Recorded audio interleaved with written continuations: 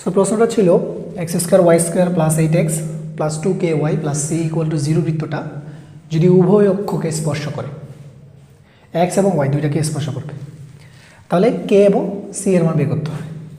তো যাই বলুক, ফার্স্ট অ্যাপ্রোচ হবে আমাদের তাদের কেন্দ্রগুলোকে বের করা। তো আমি এটার সলভটা এই পাশে দেখাচ্ছি। সো এটার কেন্দ্র যদি বের করতে চাই, কেন্দ্র বের করার সিস্টেম কি, এক্সের সহগকে -2 দ্বারা ভাগ করতে হবে। সো আমরা যদি এখানে দেখি যে -g ইকুয়াল টু কত হবে, এক্সের সহগ হচ্ছে 8কে যদি -2 দ্বারা ভাগ করি তাহলে হয়ে যাবে -4। একই সাথে f -f ইকুয়াল টু কী হবে দেখো, এখানে এক্সের সহগ হচ্ছে ওয়াই এর সহগ হচ্ছে 2k। সো 2k কে যদি আমি -2 দ্বারা ভাগ করি তাহলে আসবে -k। ওকে, তো এখান থেকে আমি হচ্ছে সি এর মানটা খুব ইজিলি বের করে ফেলতে পারবো, কারণ আমরা জানি উভয় অক্ষকে যখন স্পর্শ করে তখন G square F square equal to C হয়, তাই না? তাহলে জি স্কোয়ার ইকুয়াল টু যদি আমি সি ধরি তাহলে কত আসতেছে বলো তো, C equal to G square, G এর মান হচ্ছে -4 মানে 16 হবে, তাই তো?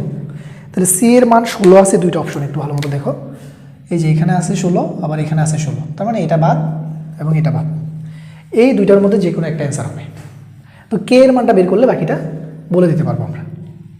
তো আমরা জানি হচ্ছে G square equal to F square, এটা তো বলতেই পারি।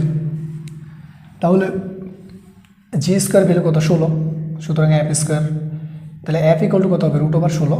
সো রুট করলে +-4 আসবে।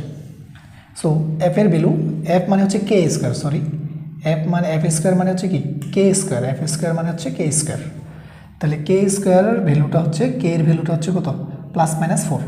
তাহলে তুমি দেখো এটা হচ্ছে 8 আর এটা হচ্ছে +-4, তার মানে উত্তর নিঃসন্দেহে এটা হবে। ঠিক আছে, এরপরটা দেখো